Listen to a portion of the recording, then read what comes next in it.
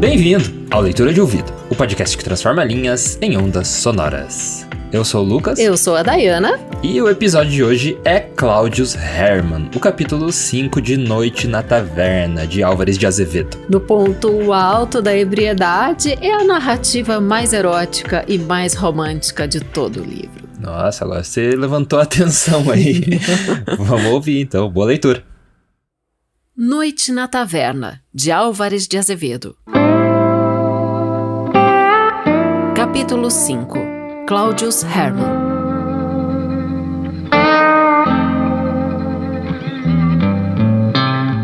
Ecstasy.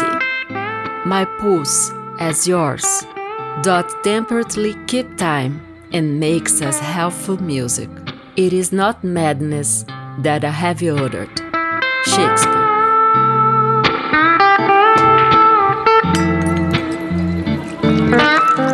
É tu, Hermann.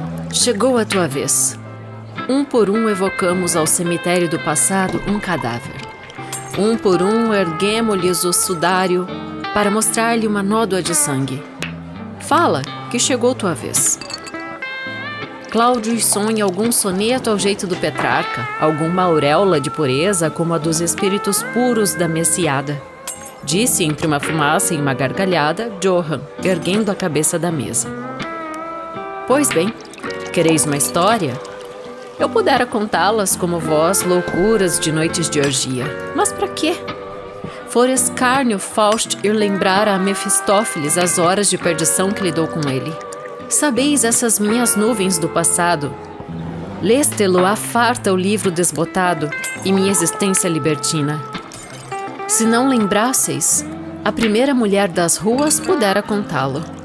Nessa torrente negra que se chama a vida e que corre para o passado enquanto nós caminhamos para o futuro, também desfolhei muitas crenças e lancei despidas as minhas roupas mais perfumadas para trajar a túnica da Saturnal. O passado é o que foi, e a flor que murchou, o sol que se apagou, o cadáver que apodreceu. Lágrimas a ele? Fora loucura.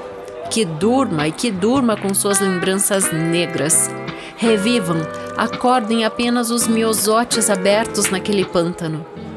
Sobre a água e naquele não ser o eflúvio de alguma lembrança pura. Bravo, bravíssimo! Claudius, estás completamente bêbado.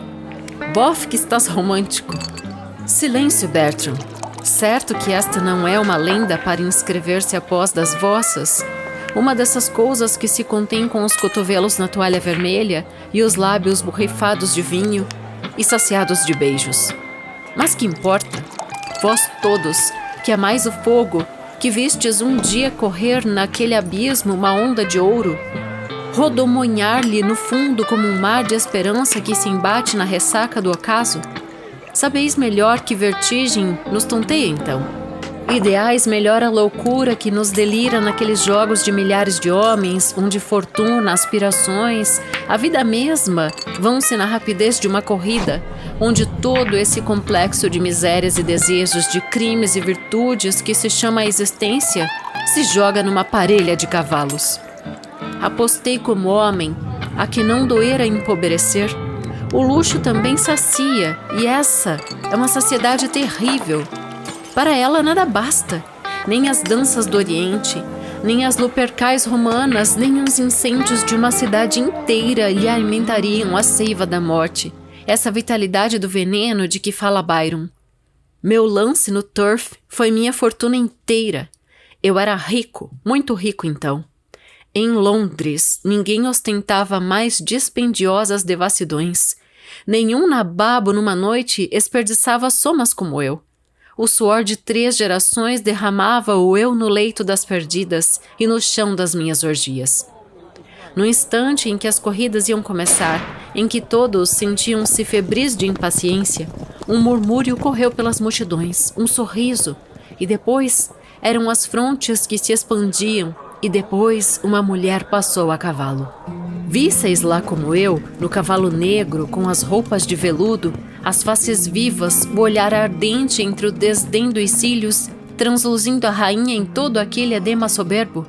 Visseis-la bela na sua beleza plástica e harmônica, linda nas suas cores puras e cetinadas, nos cabelos negros e a tez branca da fronte, o oval das faces coradas, o fogo de nácar dos lábios finos, o esmero do colo ressaltando nas roupas de amazona.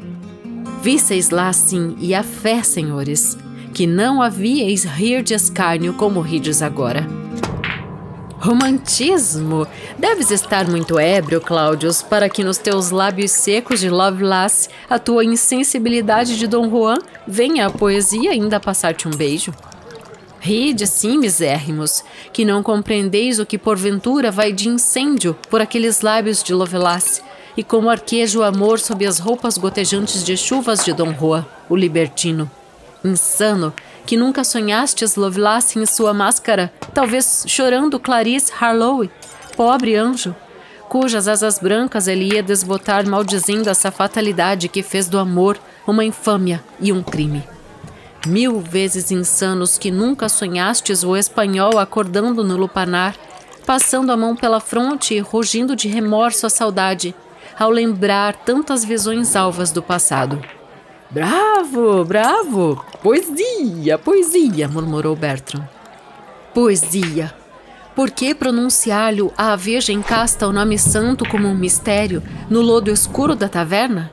Por que lembrá-la a estrela do amor à luz do lampião da crápula? Poesia! Sabeis o que é a poesia? 1/200 de palavras sonoras e vãs que um púgilo de homens pálidos entende. Uma escada de sons e harmonia que aquelas almas loucas parecem ideais e lhes despertam ilusões como a lua e sombras. Isso no que se chama os poetas. Agora, no ideal, na mulher, o ressaibo do último romance, o delírio e a paixão da última heroína de novela, e o presente incerto e vago de um gozo místico, pelo qual a virgem morre de volúpia, sem saber porquê. Silêncio, Bertram! Teu cérebro queimaram-te os vinhos como a lava de um vulcão às relvas e flores da campina. Silêncio! És como essas plantas que nascem e mergulham no mar morto. Cobre-as uma cristalização calcária, enfesam-se e mirram. A poesia, eu te direi, também por minha vez, o voo das aves da manhã no banho morno das nuvens vermelhas da madrugada, e o cervo que se role no orvalho da montanha relvosa, que se esquece da morte de amanhã, de agonia de ontem, em seu leito de flores. Basta, Claudius, que isso que aí dizes ninguém o entende. São palavras, palavras e palavras, como disse Hamlet. E tudo isso é inanido e vazio como uma caveira seca. Mentiroso como os vapores infectos da terra que o sol no crepúsculo iriza de 1000 cores. E que se chamam as nuvens, ou essa fade zombadora e nevoenta que se chama a poesia. A história, Claudius, não vês que essa discussão nos fez bocejar de tédio? Pois bem, contarei o resto da história. No fim desse dia, eu tinha dobrado minha fortuna. No dia seguinte, eu a vi. Era no teatro. Não sei o que representaram, não sei o que ouvi, nem o que vi. Sei só que lá estava uma mulher, bela como tudo quanto passe mais puro a concepção do estatuário. Essa mulher era a duquesa Eleonora. No outro dia via num baile. Depois fora longo dizer-vos, 6 meses, concebes? 6 meses de agonia e desejo anelante. 6 meses de amor com a sede da fera. 6 meses, como foram longos. Um dia achei que era demais. Todo esse tempo havia passado em contemplação, em vê-la, amá-la e sonhá-la. Apertei minhas mãos jurando que isso não iria além, que era muito esperar em vão. E se ela não viria como Gunner aos pés do corsário, a ele cabia ir ter com ela. Uma noite, tudo dormia no palácio do duque. A duquesa, cansada do baile, adormecia num divã. A lâmpada de alabastro estremecia-lhe uma luz dourada na testa pálida. Parecia uma fada que dormia ao luar. O reposteiro do quarto agitou-se. Um homem ali estava parado, absorto. Tinha a cabeça tão quente e febril e ele a repousava no portal. A fraqueza era covarde. E demais, esse homem comprara uma chave e uma hora infame avenal de um criado. Esse homem jurava que nessa noite gozaria aquela mulher. Fosse embora veneno, ele beberia o mel daquela flor. o licor de escarlate daquela taça. Quanto a esses prejuízos de honra e adultério, não riais deles. Não que ele ria disso. Amava e queria, a sua vontade era como a folha de um punhal, ferir ou estalar. Na mesa havia um copo e um frasco de vinho. Encheu o copo. Era vinho espanhol. Chegou-se a ela.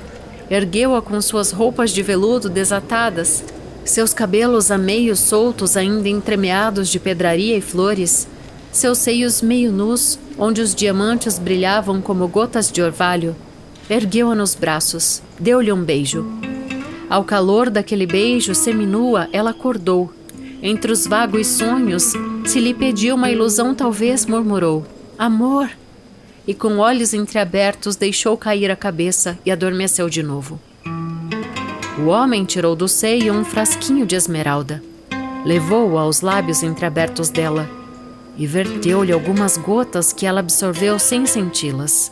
Deitou-a e esperou.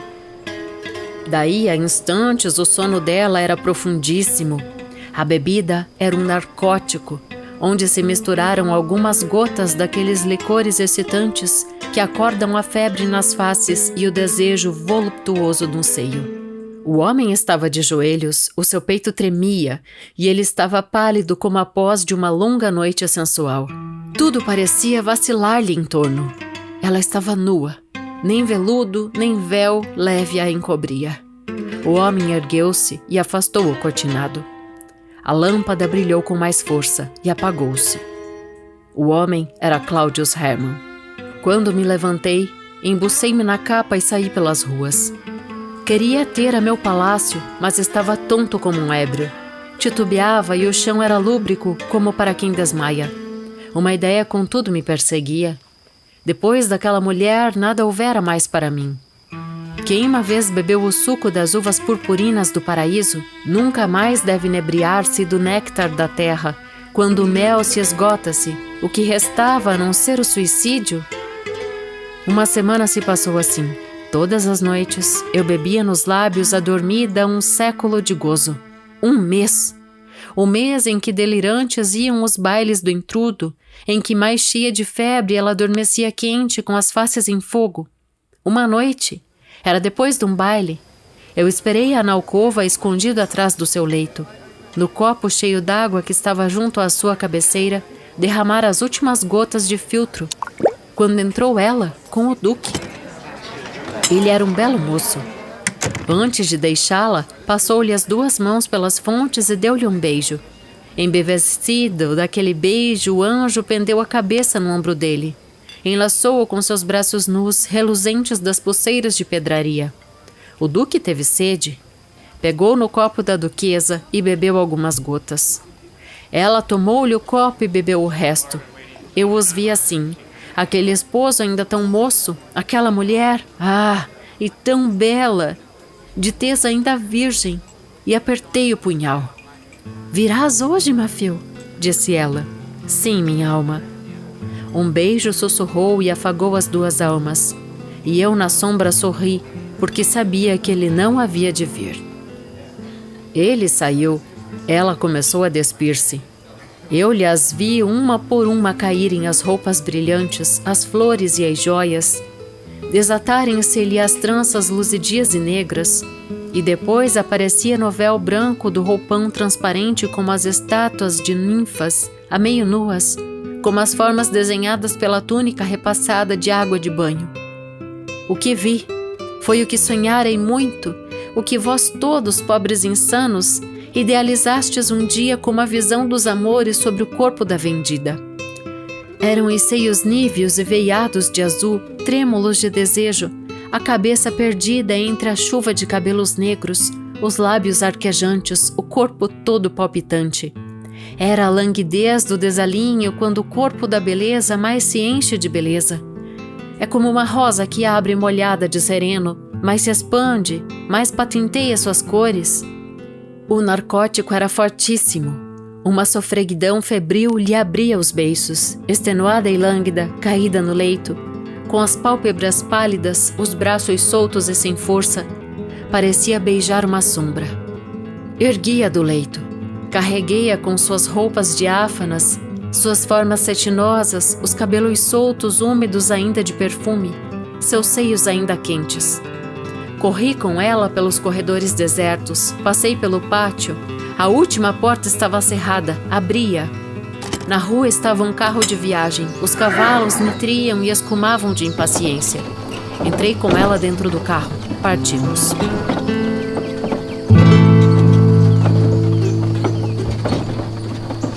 Era tempo. 1 hora depois amanhecia. Breve estivemos fora da cidade. A madrugada aí vinha com seus vapores, seus rosais borrifados de orvalho, suas nuvens aveludadas e as águas salpicadas de ouro e vermelhidão. A natureza corava ao primeiro beijo do sol, como branca donzela ao primeiro beijo do noivo. Não como amante afanada de noite voluptuosa como a pintou o paganismo. Antes, como virgem acordada do sono infantil, meio ajoelhada ante a Deus, que ora e murmura suas orações balsâmicas ao céu que se azula, à terra que cintila, às águas que se douram.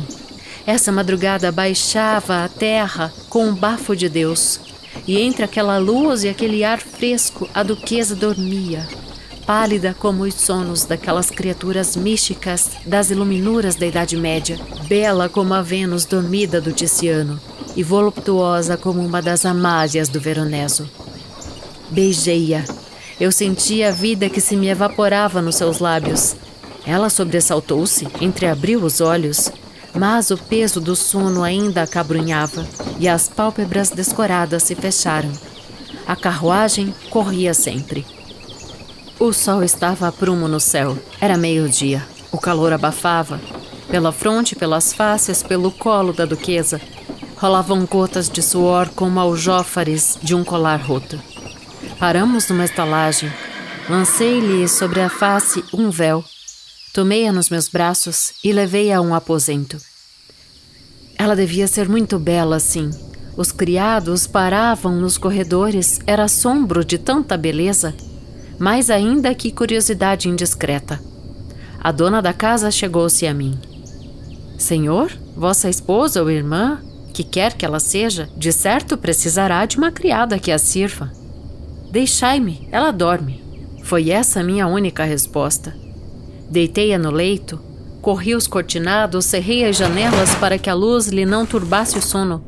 Não havia ali ninguém que nos visse, estávamos sós, o homem e seu anjo. A criatura da terra ajoelhou-se ao pé do leito da criatura do céu. Não sei quanto tempo correu assim, não sei se dormia, mas sei que sonhava muito amor e muita esperança. Não sei se velava, mas eu a via sempre ali. Eu lhe contemplava a cada movimento gracioso do dormir. Eu estremecia a cada alento que lhe tremia os seios. E tudo me parecia um sonho. Um desses sonhos a que a alma se abandona como um cisne, que modorra ao som das águas. Não sei quanto tempo correu assim. Só sei que o meu delíquio quebrou-se.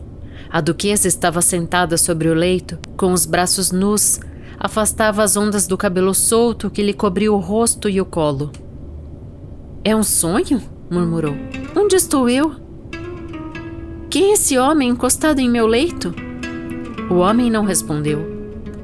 Ela desceu da cama. Seu primeiro impulso foi o pudor. Quis encobrir com as mãozinhas os seios palpitantes de susto. Sentiu-se quase nua, exposta às vistas de um estranho, e tremia como contam os poetas que tremera Diana ao ver-se exposta no banho, nua às vistas de Acton. Senhor, dizei-me por compaixão, se tudo isso não é uma ilusão, se não for uma infâmia, não quero pensá-lo. Mafio não deve tardar. Não é assim, o meu Mafio? Tudo isso é uma comédia. Mas que alcova é esta? Eu adormeci no meu palácio? Como despertei numa sala desconhecida? Dizei, tudo isso é um brinco de Mafio? Quer se rir de mim?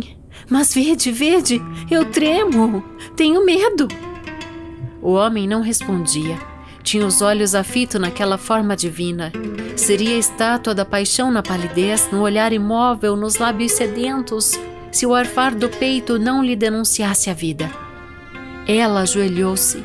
Nem sei o que ela dizia. Não sei que palavras se evaporaram daqueles lábios. Eram perfumes, porque as rosas do céu só têm perfumes. Eram harmonias, porque as harpas do céu só têm harmonias. E o lábio da mulher bela é uma rosa divina, e seu coração é uma harpa do céu.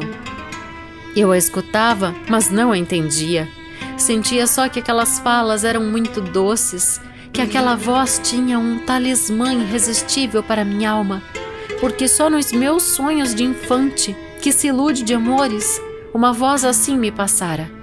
Os gemidos de duas virgens abraçadas no céu, doiradas da luz da face de Deus, empalidecidas pelos beijos mais puros, pelo tremuloso dos abraços mais palpitantes, não seriam tão suaves assim. A moça chorava, soluçava, por fim ela ergueu-se.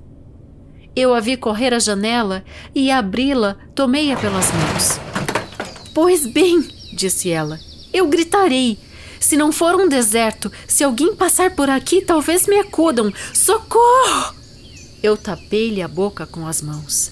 Silêncio, senhora. Ela lutava para livrar-se de minhas mãos. Por fim sentiu-se enfraquecida. Eu soltei-a de pena dela. Então dizei-me onde estou, dizei-mo, ou eu chamarei por socorro. Não gritarei, senhora. Por compaixão, então, esclarecei-me nesta dúvida. Por que tudo isso que eu vejo, tudo que penso, que adivinho, é muito horrível? Escutai, pois, disse-lhe eu. Havia uma mulher. Era um anjo. Havia um homem que a amava, como as águas amam a lua que as prateia, como as águias da montanha o sol que as fita, que as enche de luz e de amor. Nem sei quem ele era. Ergueu-se um dia de uma vida de febre, esqueceu-a.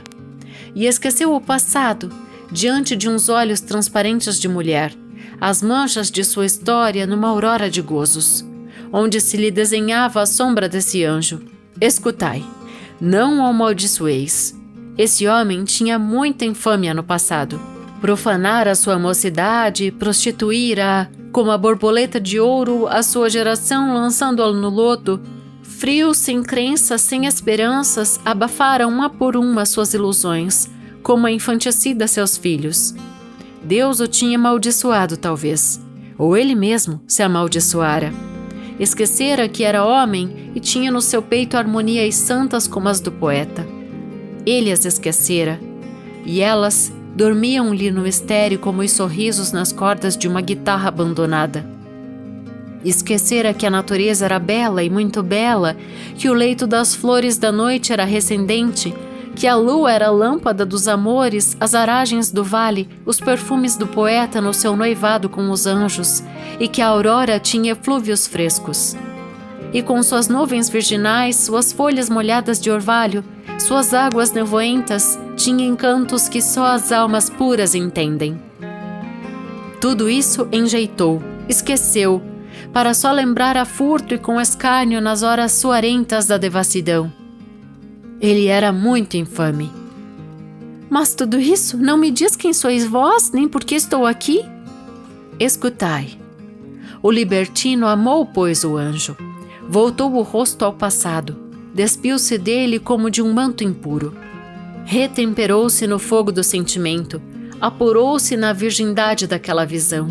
Porque ela era bela como uma virgem e refletia essa luz virgem do espírito, nesse brilho d'alma divina que alumia as formas, que não são da terra, mas do céu. Ainda o tempo não eivara o coração do insano de uma lepra sem cura. Nem selo inextinguível lhe gravara na fronte impureza. Deixou-se do viver que levara, desconheceu seus companheiros, suas amantes venais, suas insônias cheias de febre, quis apagar todo o gosto da existência, como o homem que perdeu uma fortuna inteira no jogo quer esquecer a realidade. E o homem pôde esquecer tudo isso. Mas ele não era ainda feliz. As noites passava-as ao redor do palácio dela. Via-a às vezes bela e descorada ao luar, no terraço deserto, ou distinguia suas formas na sombra que passava pelas cortinas da janela aberta de seu quarto iluminado. Nos bailes, seguia com olhares de inveja aquele corpo que palpitava nas danças. No teatro, entre o arfar das ondas da harmonia, quando o êxtase boiava naquele ambiente balsâmico e luminoso, Ele nada via senão ela, e só ela. E as horas de seu leito, suas horas de sono, não, que mal as dormia às vezes, eram longas de impaciência e insônia. Outras vezes eram curtas de sonhos ardentes. O pobre insano teve um dia uma ideia. Era negra, sim, mas era da aventura. O que fez não sei, nem o sabereis nunca. E depois, bastante ébrio para vos sonhar, bastante louco para nos sonhos de fogo de seu delírio imaginar gozar-vos, foi profano assaz para roubar a um templo o cibório douro mais puro. Esse homem, tende compaixão dele, que ele vos amara de joelhos, ó anjo, Eleonora. Meu Deus, por que tanta infâmia, tanto lodo sobre mim? Ó minha Madonna, por que maldissestes minha vida? Por que deixastes cair na minha cabeça uma nódoa tão negra? As lágrimas, os soluços abafaram-lhe a voz. Perdoai-me, senhora, aqui me tendes a vossos pés. Tende pena de mim, que eu sofri muito, que amei-vos, que vos amo muito, com paixão. Que serei vosso escravo, beijarei vossas plantas, ajoelhar-me-ei à noite à vossa porta, ouvirei vosso ressonar, vossas orações, vossos sonhos, e isso me bastará. Serei vosso escravo e vosso cão. Deitar-me-ei a vossos pés quando estiverdes acordada. Velarei com meu punhal quando a noite cair. E se algum dia vós me puderdes amar, então... Oh, deixai-me! Eleonora, perder noites e noites numa esperança, alentá-la no peito como uma flor que murcha de frio, alentá-la, revivê-la cada dia, pela vela desfolhada sobre meu rosto, absorver-me em amor e só ter risão e escárnio. Dizei antes ao pintor que rasgue sua Madonna, ao escultor que despedace a sua estátua de mulher. Louca, pobre louca que sois, credes que um homem havia de encarnar um pensamento em sua alma, viver esse cancro, embeber-se da vitalidade da dor para depois rasgá-lo no peito? Credes que ele consentiria que se lhe pisasse no coração, que lhe arrancassem a ele, poeta e amante, a coroa de ilusões, as flores uma por uma? Que pela noite da desgraça, ao amor insano de uma mãe, lhe sufocassem sobre o peito a criatura de seu sangue, o filho de sua vida, a esperança de suas esperanças? Oh, e não tereis vós também dó de mim? Não sabei-los? Isto é infame. Sou uma pobre mulher. De joelhos eu vos peço perdão se vos ofendi. Eu vos peço, deixai-me. Que me importam vossos sonhos e vosso amor? Doía-me profundamente aquela dor. Aquelas lágrimas me queimavam, mas minha vontade fez-se rija e férrea como a fatalidade. Que te importam meus sonhos? Que te importam meus amores? Sim, tens razão. Que importa a água do deserto, a gazela do areal, que o árabe tenha sede ou que o leão tenha fome? Mas a sede e a fome são fatais. O amor é como eles. Entendes-me agora? Matai-me então. Não tereis um punhal, uma punhalada, pelo amor de Deus, eu juro. Eu vos abençoarei. Morrer? E pensas no morrer, insensata? Descer do leito morno do amor, a pedra fria dos mortos? Nem sabes o que dizes? Sabes o que é essa palavra, morrer? É a dúvida que afana a existência. É a dúvida, o pressentimento que resfria a fronte do suicida, que lhe passa nos cabelos como um vento de inverno e nos empalidece a cabeça como Hamlet. Morrer! É a cessação de todos os sonhos, de todas as palpitações do peito, de todas as esperanças. É estar peito a peito com nossos antigos amores e não senti-los. Doida! É um noivado medonho do verme, um lençol bem negro, o da mortalha. Não faleis nisso. Por que lembrar o coveiro junto ao leito da vida? Põe a mão no teu coração. Bate, bate com força, como o feto nas entranhas de sua mãe. Há aí dentro muita vida ainda, muito amor por amor, muito fogo por viver. Oh, se tu quisesses amar-me! Ela escondeu a cabeça nas mãos e soluçou. É impossível! Eu não posso amar-vos! Eu disse-lhe: Eleonora, ouve-me. Deixo-te só. Velarei contudo sobre ti daquela porta. Resolve-te. Seja uma decisão firme, sim, mas pensada. Lembra-te que hoje não poderás voltar ao mundo. O duque Maffeo seria o primeiro que fugiria de ti. A torpeza do adultério senti-la-ia ele nas tuas faces. Creria roçar na tua boca a umidade de um beijo de estranho. E ele te amaldiçoaria. Vê! Além a maldição e o escárnio, a irrisão das outras mulheres, a zombaria vingativa daqueles que te amaram e que não amaste. Quando entrares, dir-se-á: Eila, arrependeu-se. O marido, pobre dele, perdoou-a. As mães te esconderão suas filhas, as esposas honestas terão pejo de tocar-te. E aqui, Eleonora, aqui terás meu peito e meu amor, uma vida só para ti. Um homem que só pensar em ti e sonhara sempre contigo. Um homem cujo mundo serás tu, serão teus risos, teus olhares, teus amores, que se esquecera de ontem e de amanhã para fazer como um Deus de ti a tua eternidade. Pensa, Eleonora, se quisesses, partiríamos hoje. Uma vida de venturas nos espera. Sou muito rico, bastante para adornar-te como uma rainha.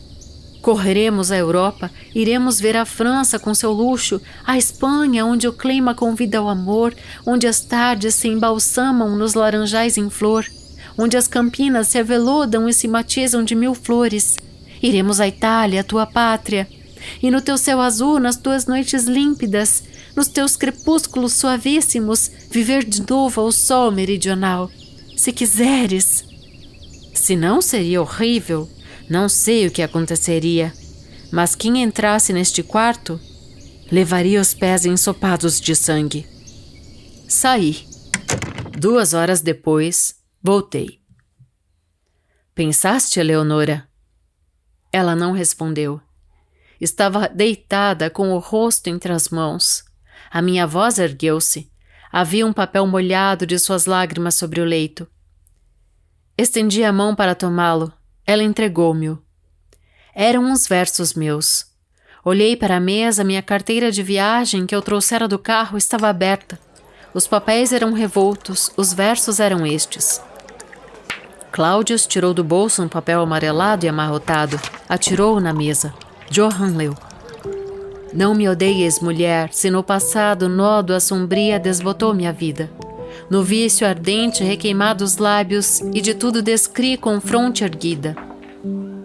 A máscara de Dom Juan queimou-me o rosto, na fria palidez do libertino desbotou-me esse olhar e os lábios frios ousam de maldizer do meu destino. Sim, longas noites no fervor do jogo, esperdicei febril e macilento, e votei o porvir ao Deus do acaso, e o amor profanei no esquecimento. Murchei no escárnio as coroas do poeta, na ironia da glória e dos amores, aos vapores do vinho, à noite insano debrucei-me do jogo nos fervores. A flor da mocidade profaneia entre as águas lodosas do passado, no crânio a febre, a palidez nas faces. Só cria no sepulcro sossegado. E asas límpidas do anjo em colo impuro, mareei nos bafos da mulher vendida, ainda nos lábios me rocheia o selo dos beijos da perdida. E a mirra das canções nem mais vapora, em profanada taça eivada e negra. Mar de lodo passou-me ao rio d'alma, as níveas flores me estalou das bordas. Sonho de glória só me passe a furto, qual flor aberta a medo em chão de tumbas abatida e sem cheiro. O meu amor, o peito silencia. Guardo-o bem fundo em sombras do sacrário, onde a ervaçal não se abastou nos ermos. Meu amor foi visão de roupas brancas, da orgia à porta, fria e soluçando. Lâmpada santa erguida em leito infame, vaso templário da taverna à mesa, estrela d'alva refletindo pálida no tremedal do crime. Como leproso das cidades velhas, sei-me fugiras com horror aos beijos. Sei, no doido viver dos loucos anos, as crenças desflorei em negra insânia. Vestal, prostituí as formas virgens, lancei eu próprio ao mar, da coroa as folhas. Troquei a rosa e a túnica da infância pelo manto das orgias. Oh, não me ames sequer, pois bem, Um dia, talvez diga o Senhor ao pobre Lázaro: ergue-te, ai do lupanar da morte, revive ao fresco do viver mais puro. E viverei de novo a mariposa, sacode as asas, estremece-as, brilha, despindo a negrateza, bava imunda da larva desbotada. Então, mulher, acordarei do lodo onde Satã se pernoitou comigo, onde ainda morno perfumou seu molde cetinosa nudez de várias níveas.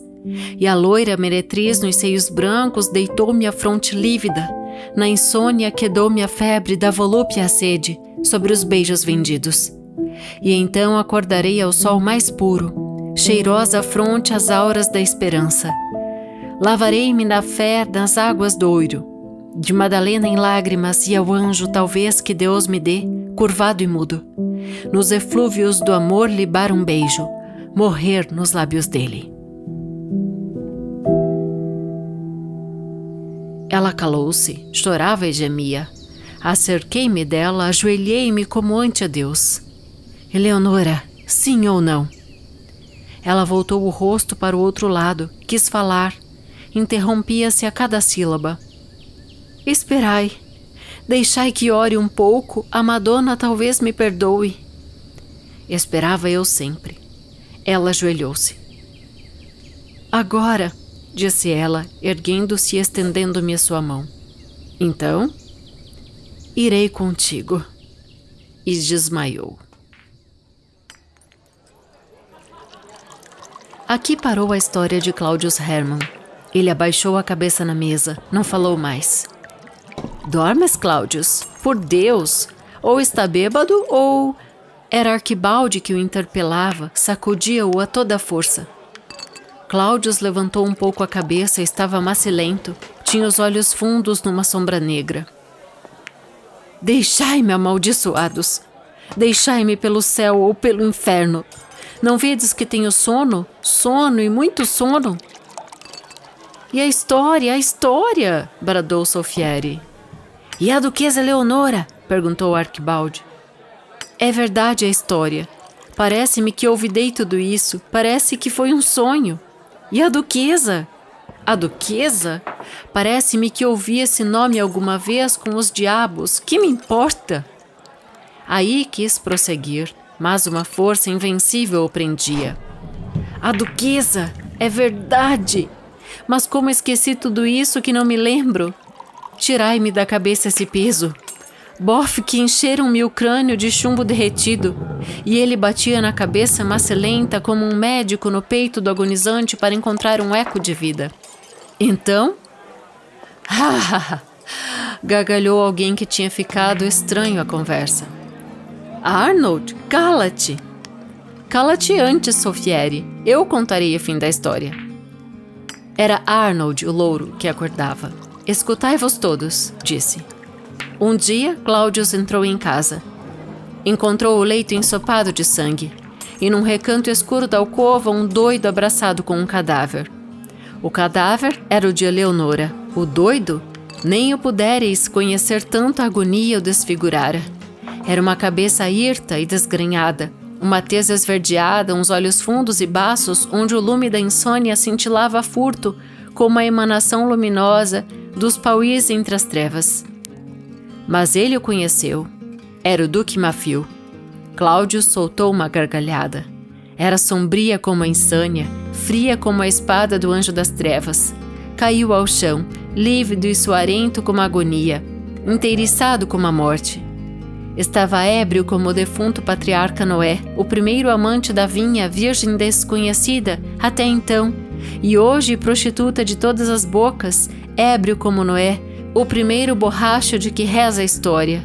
Dormia pesado e fundo como o apóstolo São Pedro no Horto das Oliveiras. O caso é que ambos tinham ceado à noite. Arnold estendeu a capa no chão e deitou-se sobre ela. Daí a alguns instantes, a seus roncos de barítono se mesclavam ao magno concerto dos roncos dos dormidos.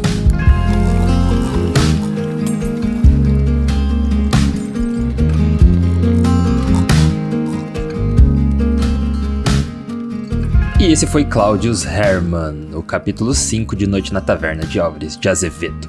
E fica no ar, quem é Arnold, o louro? Esse Arnold que ele vem... tava dormindo ali no chão, levantou, deixa que eu conto aí o final. Eu nem ouvi antes, mas eu vou contar agora o final.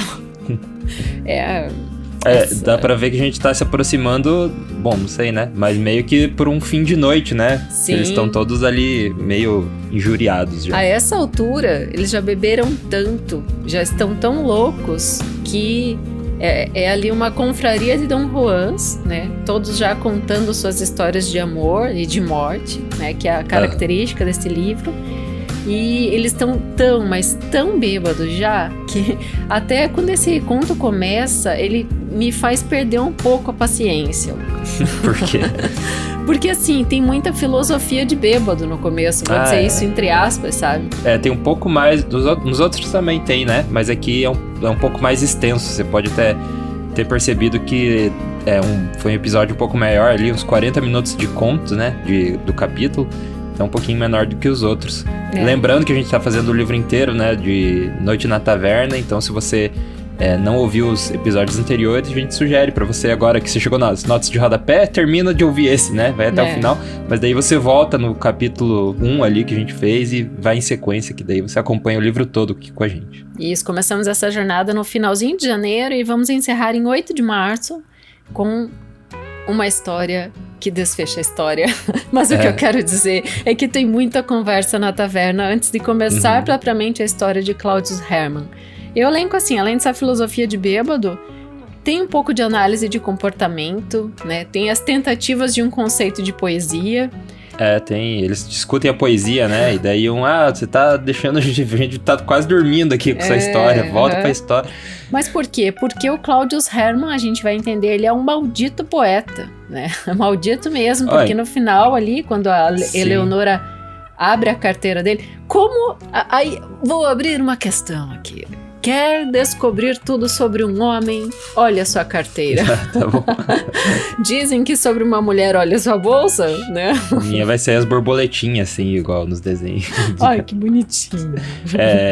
Nossa, as borboletinhas não tem nada. Mas enfim.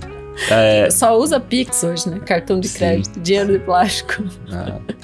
Os pais ainda, né? Meu pai ainda tem o sanduíche dele, anda com dinheiro na mão. Mas aqui, no caso, nós estamos falando de um maldito poeta, então ela achou uma poesia, e uma poesia extensa na carteira dele, né? Então, ao momento dessa leitura, quem lê é o Johan, né? Então a gente vai ouvir a história dele na próxima semana. É o Johan que cata da mão dele o papel amarelo e começa a ler e lê toda a poesia. Então é interessante porque ao mesmo tempo que eles estão podres de bêbados, eles interagem entre si, né? Tem esse Archibald que entra ali e termina a história, é isso? O Arnold termina a história, né? O que tá no chão. O Arnold, na verdade. Arnold. E o Archibald, na verdade, é um dos que está ali mesmo, é um dos amigos, mas ele não conta uma história, né? Sim. Então a gente vê que tem muita gente ali, né? Além desses que estão contando suas histórias, né? Pra relembrar a sequência, você lembra os nomes de cada um? Não vou me atrever aqui. Solfieri, Bertrand Genaro, Claudius Hermann, daí teremos o Johan, né? Que são os 5 amigos. Nomes, eu esqueci algum, deixa eu ver. Nomes bem brasileiros, né? Só que não. Nenhum, né? Mas é interessante isso que você falou antes de... eu tava meio sem paciência ali, que eles não paravam, né? De entrar nessa poesia, mas eu acho que é super intencional também pela característica do personagem, que a gente vê nos capítulos anteriores, cada personagem tinha a sua característica, né? Tinha o Dom Juan, que foi no último episódio, né? O Bertrand, não... É o Bertrand, que é o Genaro é o pintor. Isso, daí aqui a gente tem o poeta, então acho que essa forma extensa ali de contar também faz parte da narrativa, né? Foi colocado intencionalmente e o Álvares de Azevedo faz uma brincadeira com o próprio texto, né? Colocando ali os bêbados pra... Fala logo a história, chega de palavras, como é que ele fala? Palavras, igual Hamlet. Até eu vou jogar aqui no ar, tem 3 versões desse texto dentro desse próprio texto e eu vou passá-las a explicar a partir de agora, tá? Então presta atenção, 3 momentos de texto. Então, tem esse momento 1 na taverna que ele tá com os amigos. Esse é o momento plano, né? Esse que tá na nossa cara. Esse é o quê da história, né? Então, a gente tem o que, o como e o porquê. Então, o que todo mundo tá vendo. Estão lá os amigos bêbados, conversando, jogando conversa fora, fazendo essa análise, então, contando suas histórias mais horrendas de amor e de morte. Então, esse é o quê e é o ponto 1 da história. Sim, que tem em todos, né? Todos os capítulos até agora. Tem em todos. Daí, dentro da história do Claudius Hermann, a gente tem 2 palavrinhas que se parecem um pouco em grafia, mas que vão repercutir totalmente no que acontece na história, que é o luxo e a luxúria. Luxo porque ele era um cara extremamente rico em Londres, né? Ele fala isso, ele tinha uma fortuna gigantesca. E luxúria porque ele se apaixona a tal ponto pela Duquesa Eleonora, ele fica tão cego de amor, e a vê pela primeira vez vestida de amazona, ela tá montada num cavalo, né? Toda aparamentada, e é uma italiana que arrebata então toda a sua sanidade a partir daquele momento, porque ela é muito bela, né? Ele deixa aparecer a beleza dela, e ele, como um poeta apaixonado, vai perder realmente as estribeiras, porque o que ele faz nessa história é tão grotesco. Que a gente tem, novamente, né? Tá se repetindo o protagonista se inocentando o tempo inteiro, né? E essa é a segunda camada da história. Por quê?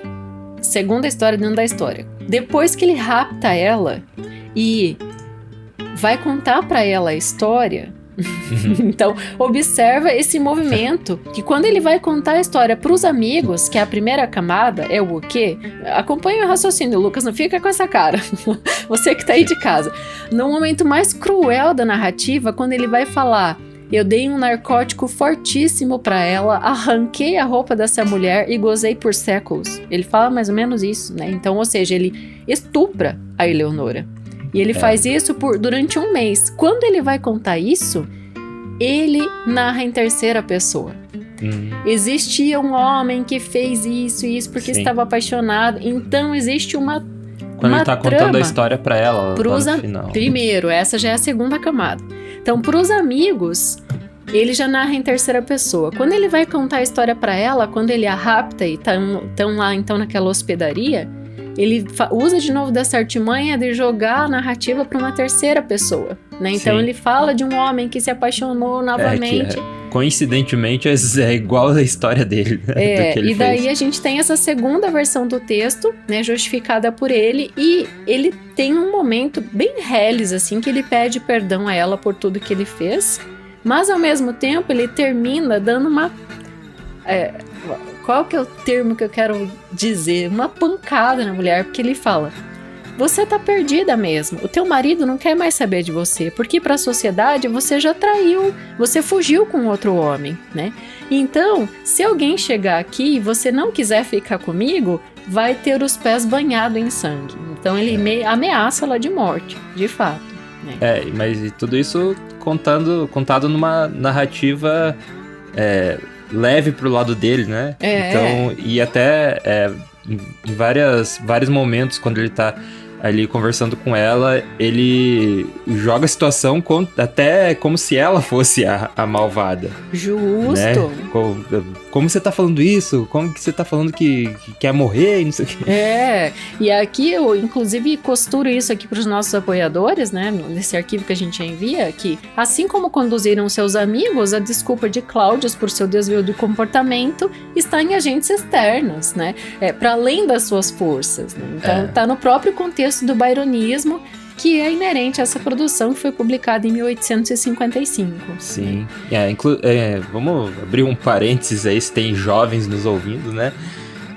Sobre o Boa Noite Cinderela, né? Que é o tema desse capítulo de hoje, que ainda acontece. E eu até, assim, pesquisando, você consegue saber que o maior vilão, assim, disso, que causa isso, é o álcool também. As pessoas acham que é essa droga que joga na bebida, que no caso desse capítulo, eu imagino que deve ter sido o ópio, né? Que era bem forte na época, e o ópio era meio que tava nesse alcance, tinha essa febre, né? Então eu imagino que foi ópio que ele largava na bebida. Mas olha só, ele esperava até o fim da festa, né? Então a mulher já tava alterada Bêbada. por vinho ali, já tava bêbada, né?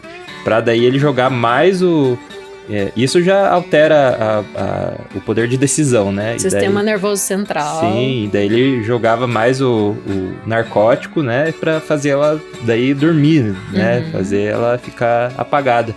Então, prestar atenção nessa coisa do álcool, né? Acho que é importante sempre não ficar assim, sozinha, né? Num lugar que você bebeu, né? Sozinha ou sozinho, porque os meninos são muito molestados hoje também.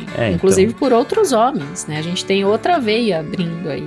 Fica a dica pra estar sempre com um amigo ou amiga aí de confiança perto, né? Pra isso não acabar acontecendo, porque é fácil, fica, né, com os sentidos todos bagunçados ali, e é muito fácil, depois que a pessoa tá bêbada, é muito fácil alguém jogar alguma coisa na bebida e a pessoa beber e apagar ali, nem saber o que tá acontecendo.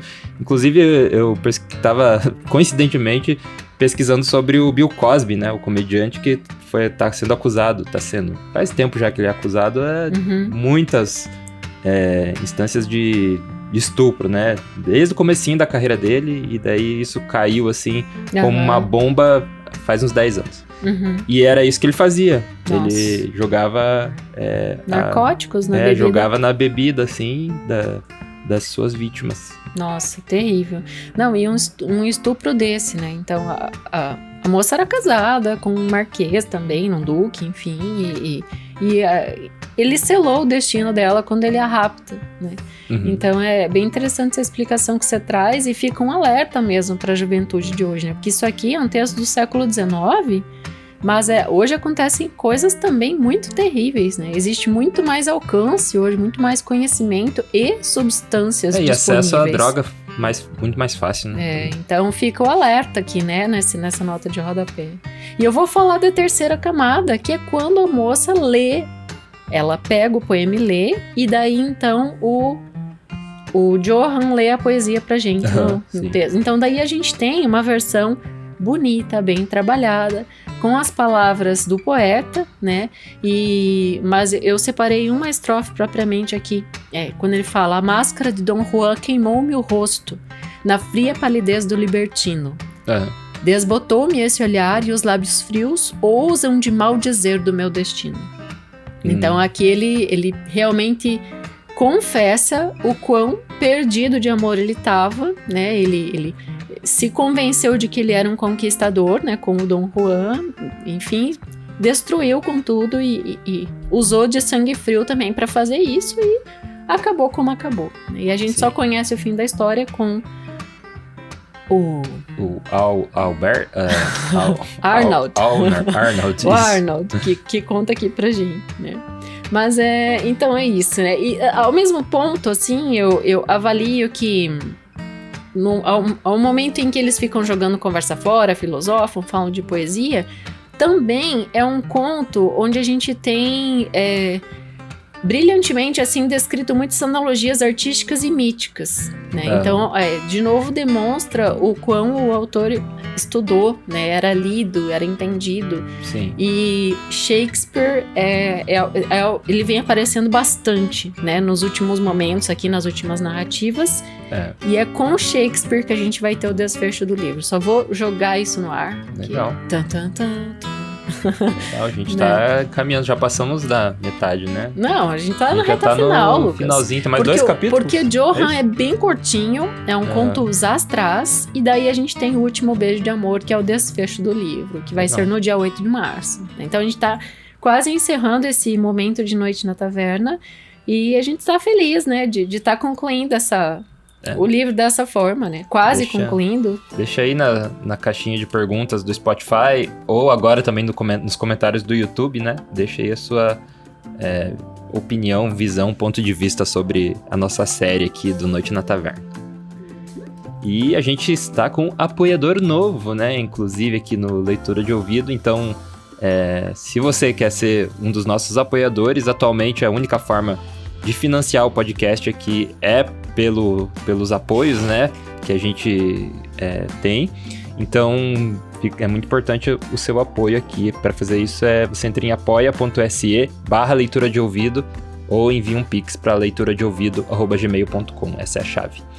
E o nosso novo apoiador é o Marco Aurélio Marques de Queiroz. Então, valeu aí, Marco, pelo seu apoio. E fica a dica para você que está ouvindo aí também nos apoiar. Fazendo isso, você também leva algumas recompensas, né? Que são... Você entra aqui nos nossos créditos finais e também você recebe o estudo aprofundado de cada obra que a gente traz no podcast. Então, por exemplo, hoje, você está ouvindo na data de publicação, sexta-feira, todos os nossos apoiadores recebem no e-mail deles a arte de capa junto com todo o estudo que a Dayana faz para trazer essas obras aqui no podcast, né? Então, com referências, enfim, se você gosta de se aprofundar ainda mais, é bem legal você ser o nosso apoiador e ficar por dentro disso, né?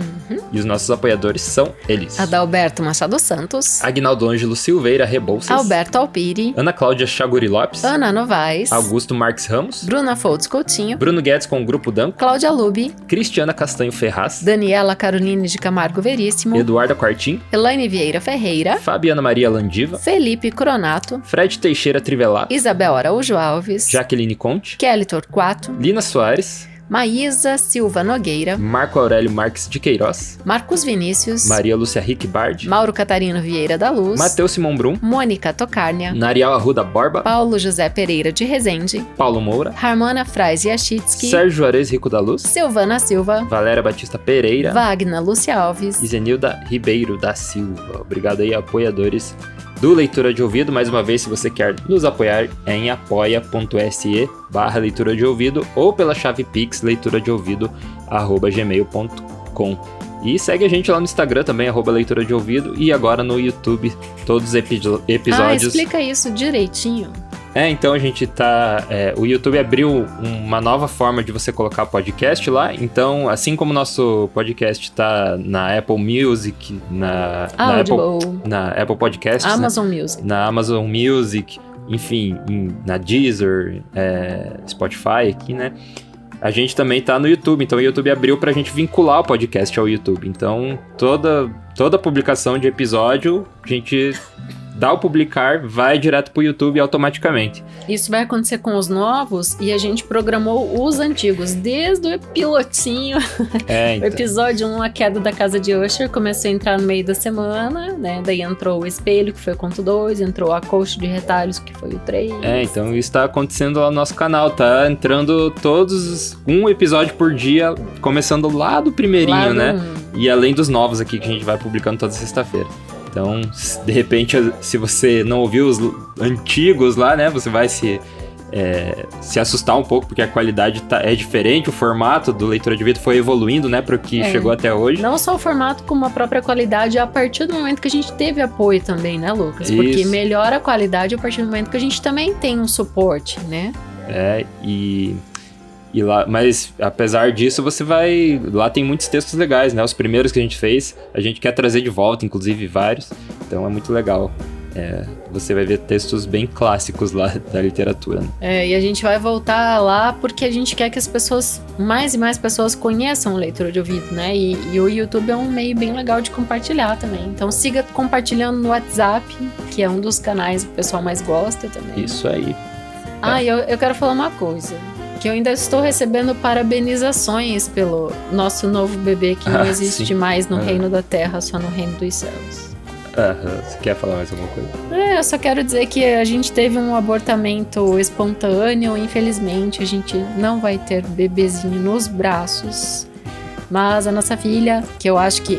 tenho certeza que era uma menina, né? A Helena Christie, ela está no nosso seio familiar e sempre vai existir dentro do meu coração, muito forte. Isso aí. E é isso. E a gente continua com a nossa família já formada também, né? Quem não sabe, nós somos em 4, né? Família com não 2 4 filhos, gente. De 2 filhos. Agora eu sou mãe de 3 com a Helena Christie, né? Mas tem o Lucas, que é um adolescente já, e tem a Aurora, que é uma menininha muito esperta. É isso aí.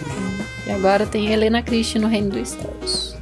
Fica aí, é bom esclarecer, porque a gente deu a notícia, né? Antes, daí é bom desfecho, né? Porque realmente, hoje eu li um e-mail de parabenização da Fran, até gostei muito do que se escreveu lá. Fran, eu vou te responder direitinho lá, tá? Ela ouve a gente desde o começo, desde o EP1 do piloto que a gente acabou de falar aqui. Tem algumas pessoas aí que a gente sabe que ouvem desde o primeiro, então um abraço especial aí pra essas pessoas. E é muito legal receber um e-mail assim, sabe? De um leitor genuíno, um leitor de ouvido lá do princípio. Inclusive a gente recebeu do Marco, né? Esse apoiador novo. A gente recebeu um e-mail dele, eu acho, né? Não lembro. Não ouvi, desculpa.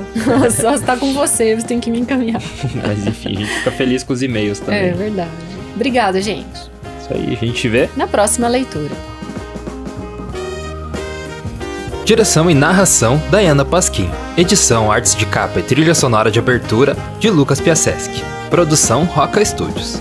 Avalie no Spotify e na Apple Podcasts. Siga para não perder os próximos episódios. Inscreva-se em youtube.com/leitura de ouvido. Siga no Instagram Leitura de Ouvido. Fale com a gente no leituradeouvido@gmail.com. E a gente te vê na próxima leitura.